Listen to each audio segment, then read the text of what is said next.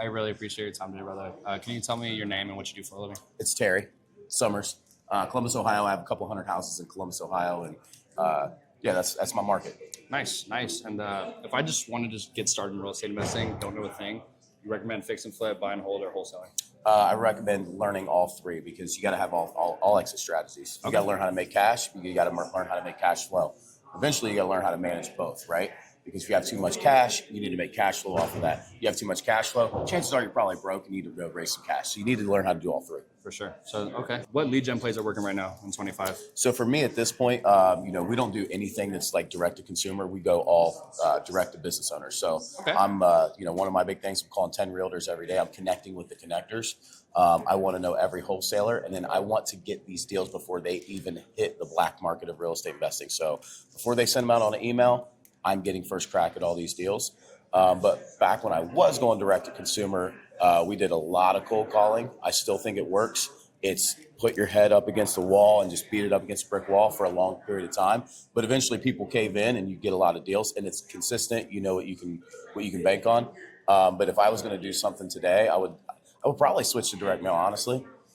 Just because I don't see a lot of people doing it. But you have to see what your competitors are doing, and you kind of have to do the opposite. So if they're all calling, do direct mail. If they're all doing direct mail, start calling, start texting, start doing SEO stuff. If no one's doing commercials in your market, do commercials. Cool. Be that guy. What are real estate investors sleeping on right now? That what should they be doing that they're just not doing? I think real estate investors need to connect with more real estate investors. So you got to think. I mean, one man's trash is another man's treasure.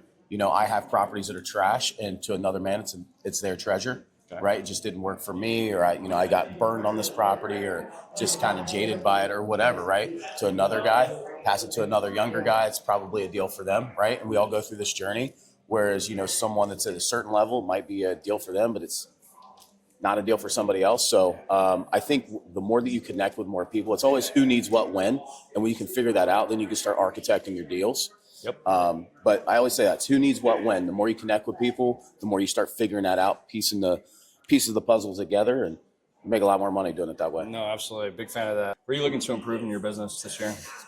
Man, I'm looking to improve by making more connections, man. I'm a big believer in networking, but I'm a bigger believer in connecting with people. Okay. You can network or you connect.